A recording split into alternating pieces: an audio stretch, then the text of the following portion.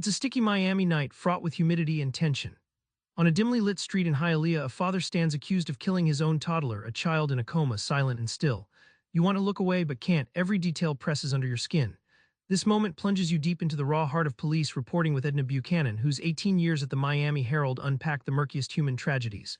What drives these stories? And what do they reveal about justice, pain, and truth? Edna's beat wasn't just about the headlines, it was the heavy, messy humanity behind them. In 1987, Edna reported on James Lewis, who allegedly suffocated his comatose 3-year-old son. The case shook Miami. A father-turned-executioner is the ultimate betrayal. Edna sits in the courtroom, observing not just facts but the torn family, the grieving mother, the quiet courtroom tension. It's more than news, it's tragedy made human. Edna's reporting reveals a crucial mechanism: empathy as a lens, not an obstacle. Think of investigative journalism as a surgeon's scalpel, precise but sensitive, revealing truths buried beneath pain. When reporters feel the weight of their subjects' suffering, stories gain depth and readers connect beyond mere curiosity. This approach changes outcomes. Stories told with compassion spur deeper public engagement and sometimes even policy reform, as Edna's pieces influenced child welfare discussions in Miami. It's a reminder that the journalist's greatest tool isn't just the pen but the heart behind it. From shiny beaches to shadowed factories, Miami hides stories of hardship few want to see. One unforgettable story was about a Haitian immigrant who was literally knitted to death on a factory line, suffocated, caught in machinery, left to die unnoticed. Edna's coverage dives into both the tragic details and the neglected safety standards at factories employing marginalized workers. It's a brutal glimpse behind Miami's glitzy facade. Behind these horrors lies systemic neglect. Factories like these are pressure cookers where profit often trumps human safety.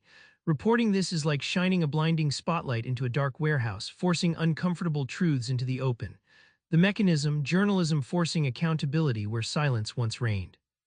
Edna's relentless coverage stirred public outrage and led to tighter inspections and better protections for immigrant workers. It's proof that fearless storytelling can shift social tides, making the invisible visible and perhaps saving lives down the line. Edna's 1900 stories aren't just facts, they're gritty slices of a city's soul.